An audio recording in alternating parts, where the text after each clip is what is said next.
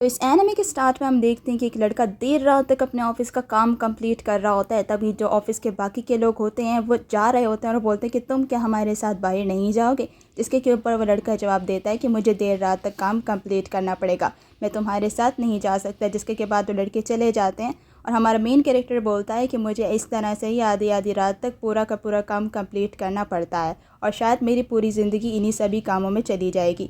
जिसके बाद हमें दिखाया जाता है कि फ़ाइनली उसका जो काम होता है वो आधी रात के बाद कंप्लीट हो जाता है और तभी वो फाइनली अपने कपड़े वगैरह वापस से पहनकर ठीक होकर जा रहा होता है। जिसके के बाद उसका एक गाड़ी से एक्सीडेंट हो जाता है और वो वहीं के वहीं बेहोश होकर गिर जाता है। जिसके के बाद उसकी आंख खुलती है और कुछ लोग बोल रहे होते हैं कि फ़ौरन से एम्बुलेंस को बुलाओ, बट वो लड़का वहीं पर मर जाता है। इसके बाद सीन चेंज होता है और हमें दिखाया जाता है कि उस लड़के की आँख किसी और दुनिया में खुलती है और उसको कुछ मैजिक स्पेल्स नज़र आने लगते हैं। जिसके के बाद हमें दिखाया जाता है कि सीन चेंज होता है और वो बोलते हैं कि मेरा नाम शीन वुल्फ्रेड है और मैं यहाँ पर कब से आया हूँ मुझे ये नहीं पता, मेरी डेथ उस दुनिया में कैसे हुई मुझे ये भी नहीं मालूम, लेकिन मैं अपनी इस लाइफ के अंदर बहुत खुश हूँ।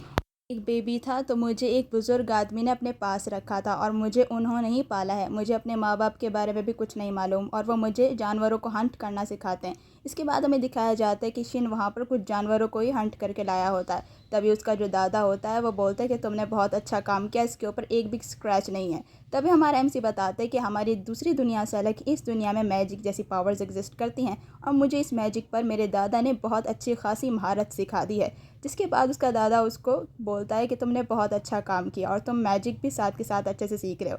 जिसके बाद हमें दिखाया जाता है कि वहाँ पर एक बूढ़ी आती है जो उसके दादा की दोस्त होती है और वो बोलती है कि तुमने फिर से मैजिक का यूज़ करके ख़तरनाक काम किया। जिसके ऊपर हमारा एमसी बोलता है कि मुझे ज़्यादा कुछ चोट वगैरह नहीं लगी, मैं बिल्कुल ठीक हूँ और मुझे सारे काम करने में मज़ा आता है। जिसके के ऊपर वो बूढ़ी उसके दादा के ऊपर चिल्लाकर बोलती है कि तुम्हें इसको इस तरह के काम नहीं करने देने चाहिए। और तभी हम देखते हैं कि वहाँ पर एक स्वॉर्डमैन होता है जो बोलता है कि मैजिक के अलावा तुम्हें तलवारबाजी में भी महारत हासिल करनी चाहिए और हमें बताया जाता है कि शिन उससे भी काफ़ी ज़्यादा प्रैक्टिस लेता रहता है। और तभी 10 साल के से उसका दादा बोलता है कि अब तुम थोड़े बड़े होने लगे हो तो तुम्हें अब आम जानवरों के शिकार के अलावा भी ऐसी चीज़ों का शिकार करना चाहिए जो नॉर्मल नहीं है, जिसके लिए हमें मैजिक का यूज़ करना पड़ता है। जिसके के ऊपर वो शिन को बताते हैं कि यहाँ पर डीमंस भी होते हैं जिनका शिकार करना हमारी ओवलीन तरजीह है। और तभी वो दिखाते हैं कि हमें पहले अपने मैजिक स्पेल से उन डीमंस को जंगलों में तलाश करना होता है, मैं तुम्हें ही करके दिखाता हूँ। जिसके के बाद वो बोलता है कि अपनी पावर को इस तरह से अपने अंदर से निकालने की कोशिश करो, तुम डीमंस को लोकेट कर पाओगे।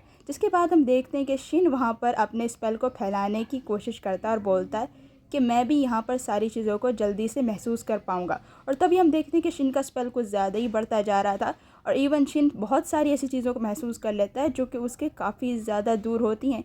जिसके बाद शिन काफ़ी ज़्यादा हैरान होकर बोलता है कि आपने देखा मेरी ताकत तो कुछ ज़्यादा ही एक्सीड हो गई है। जिसके बाद उसका दादा शौक होकर बोलता है कि ये शायद कुछ डेंजरस भी हो सकता है। इसके बाद शीन उसको एक जगह पर लेकर जाता है जहाँ पर डीमन कुछ हिरणों वगैरह को खा रहा होता है और शीन बोलता है क्या इन्हीं चीज़ों को डीमन बोला जाता है। जिसके ऊपर उसका दादा बोलता है कि हाँ, और हमारी ओवलिन तरजीह है कि हम इन्हें अपनी जगह पर से ख़त्म करें। जिसके बाद अपनी मैजिक पावर से शीन एक ही वार के अंदर उस डीमन को ख़त्म कर देता है। और तभी हम देखते हैं कि शिन का दादा उससे काफ़ी ज़्यादा इम्प्रेस होता है और वो बोलता है कि लड़का वाकई कोई मामूली लड़का नहीं है। जिसके ऊपर शिन बोलता है कि ग्रैंडपा क्या मैंने बिल्कुल ठीक किया, क्या मैंने कोई नुकसान तो नहीं कर दिया। जिसके ऊपर उसका दादा बोलता है कि नहीं, हमारा मिशन बिल्कुल ठीक से कंप्लीट हुआ, अब हम लोगों को चलना चाहिए। जिसके के बाद शिन बोलता है कि कुछ अजीब लग रहा है। जिसके बाद हमें दिखाया जाता है वापस से घर का सीन और हम देखते हैं कि वहाँ पर सारे के सारे जो लोग होते हैं वो बैठे हुए होते हैं और शीन अपने रूम में सो रहा होता है। तभी उसका दादा बोलता है कि इसमें कोई भी डाउट नहीं है कि शीन दूसरे लड़कों से काफ़ी ज़्यादा अजीब है और मुझे तो ये लगता है कि वो एक रिकार्नेशन है किसी और शख्स का जो कि पहले काफ़ी ज़्यादा पावरफुल होता होगा।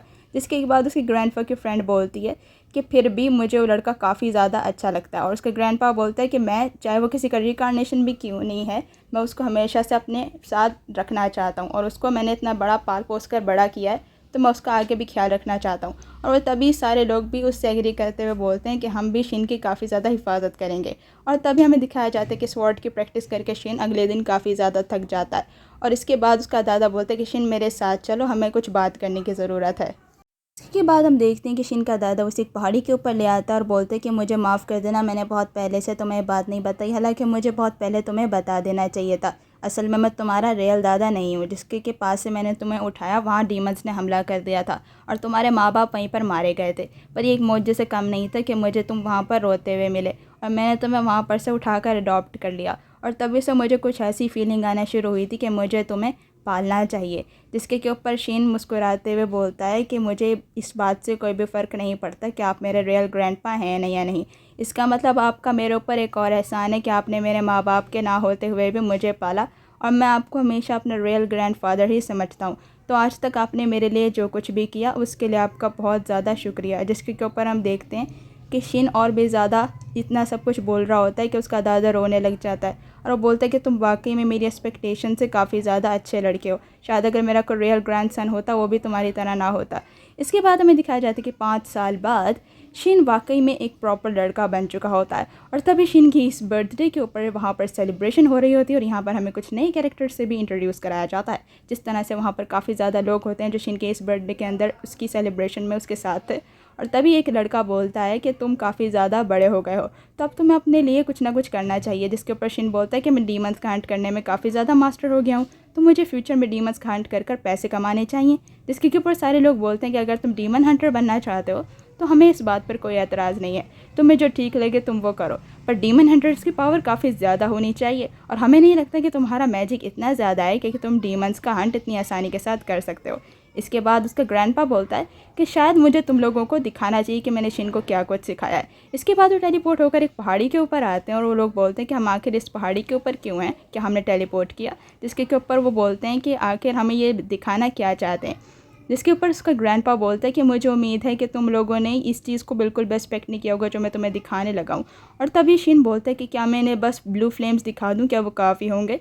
जिसके के ऊपर शिन उन्हें अपनी मैजिक पावर से ब्लू फ्लेम्स लगा कर दिखाता है। जिसके ऊपर सारे लोग हैरान हो जाते हैं और बोलते हैं कि आज तक ब्लू फ्लेम्स तो हम में से किसी ने यूज़ नहीं की, इसके पास ब्लू फ्लेम्स की ताकत कैसी है। और तभी शिन वहाँ के ऊपर एक बहुत बड़ा ब्लास्ट करता है, जिससे तो सबकी आंखें खुली रह जाती हैं, और सब बोलते हैं कि ये तो डीमंस को क्या सबको ही हंट करने के लिए काफ़ी है। और तभी उसके ग्रैंडपा की फ्रेंड बोलती है कि तुमने ये इसके लड़के के साथ आखिर क्या किया है, ये पावर कुछ ज़्यादा ही है, और हमारी सोसाइटी के अंदर हो सकता है कि इस तरह की पावर रखने वाले लोगों को डेंजरस माना जाए। जिसके बाद वो लड़का बोलता है कि मुझे शिन की एबिलिटीज़ पर यकीन तो है, पर शिन को इस सब चीज़ों पर कोई ज़्यादा मास्टर नहीं है, तो मैं चाहता हूँ कि शिन को आप मेरी एकेडमी के अंदर छोड़ दें, जो कि एक मैजिक एकेडमी है। मुझे पूरा भरोसा है कि शिन वहाँ पर जाएगा तो शिन को अपनी जो है वो मैजिक जो है वो प्रॉपर्ली यूज़ करना आ जाएगा। वहाँ पर शिन की ही तरह की काफ़ी ज़्यादा स्टूडेंट होते हैं जो कि मैजिक सीख रहे होते हैं। जिसके ऊपर शिन बोलता है कि क्या मुझे प्रॉपर्ली मैजिक नहीं आता। जिसके बाद वो सारे लड़के शिन को देखने लगते हैं और बोलते हैं कि ऐसी बात नहीं है कि तुम्हें मैजिक नहीं आता, बस तुम्हें स्कूल जाकर इसको मास्टर करना है, और हमें यकीन है कि तुम आगे जाकर इसे ठीक से कर लोगे। जिसके बाद वो बोलते हैं कि अंकल आखिर आप हैं कौन, और आपको एकेडमी के बारे में इतना सब कुछ कैसे मालूम है। जिसके बाद वो बोलता है कि मैं यहाँ का किंग हूँ, चूँकि मुझे उस एकेडमी के बारे में सब कुछ मालूम है। और तभी वो दोनों भी अपना इंट्रोडक्शन देते हुए बोलते हैं कि हम भी मैजिक के बारे में काफ़ी ज़्यादा एकेडमी के पर जानते हैं। जिसके ऊपर शिन बोलते हैं कि मैं इस वक्त इतने बड़े लोगों के साथ बैठा था, मुझे तो रियलाइज़ भी नहीं हुआ कभी। जिसके बाद उसका किंग बताता है कि मुझे भी कुछ मैजिक एकेडमी के लोगों ने ही यहाँ तक पहुँचाने में हेल्प की है कि मैं किंग बन सका, तो तुम्हें भी प्रॉपर्ली उन लोगों के लिए बहुत काम आना पड़ेगा। इसके बाद हम देखने के सीन चेंज होता है, और हाफ मंथ के बाद शिन और उसके ग्रैंडफादर की दोस्त और उसका ग्रैंडफादर उसके साथ जा रहे होते हैं एकेडमी की तरफ। और तभी शिन बोलता है कि आपका बहुत ज़्यादा शुक्रिया जो आप ग्रैंडपा और मेरे साथ आई। जिसके बाद हमें दिखाया जाता है कि वो लोग उनसे उनकी आइडेंटिफिकेशन पूछते हैं, और जैसे ही वो बोलते हैं कि ग्रैंडफादर यहाँ के ऊपर आए हैं, पूरा बाजार चौंक कर पड़ता है, और वो बोलते हैं कि आखिर वो इस तरह यहाँ क्या कर रहे हैं। और सब लोगों ने देखने के लिए भी काफ़ी ज़्यादा एक्साइटेड होते हैं, और वो शिन को मास्टर शिन कहकर पुकारने लगते हैं। जिस पर शिन काफ़ी ज़्यादा शौक होता है, और उसका दादा बोलता है कि मेरा ग्रैंडसन है। जिसको ये सुनते ही वो सारे लोग शिन का इस्तकबाल करने लगते हैं एकेडमी के अंदर, और शिन बोलते हैं कि मुझे वीआईपी ट्रीटमेंट क्यों दिया जा रहा है। जिसके ऊपर उसका ग्रैंडफादर बोलता है कि हमें तुम्हारे ऊपर भरोसा है कि तुम सब कुछ ठीक से कर लोगे।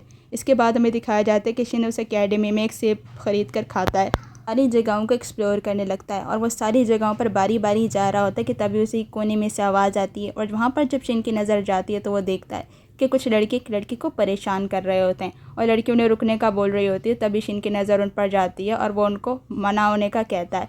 जिसके ऊपर लड़के बोलते हैं कि तुम्हारी हिम्मत भी कैसे हुई हमारे पास आकर ये सब कुछ कहने की, क्या तुमने अपना साइज़ भी देखा है, तुम एक डीमन हंटर रखते हो। जिसके बाद शिन बोलता है कि तुम मेरे सामने कुछ नहीं। जिसके बाद वो लड़के शिन पर हमला करने लगते हैं, और शिन उनको आसानी के साथ तीनों को सिर्फ हैंड टू हैंड कॉम्बैट में ही हरा देता है। इसके बाद वो लड़की शिन के पास आकर बोलती है कि तुमने इन तीनों को अकेले ही हरा दिया, हालांकि तुम बच्चे हो, क्या तुम ठीक तो हो? जिसके ऊपर शिन बोलता है कि नहीं, मुझे कुछ भी नहीं हुआ। और उसके बाद हम देखते हैं कि वहाँ एक और लड़की आती है जो बोलती है कि क्या आप ठीक हैं? जिसके बाद शिन बोलता है कि क्या यहाँ पर सारी लड़कियाँ ही हैं? जिसके के बाद हम देखते हैं कि एपिसोड एंड हो जाती है। एनिमे का फर्दर एक्सप्लेन चाहिए देना आप कमेंट बॉक्स में ज़रूर बता सकते हो। मिलते हैं नेक्स्ट वीडियो के अंदर, तब तक के लिए अपना बहुत ख्याल रखना। Good bye.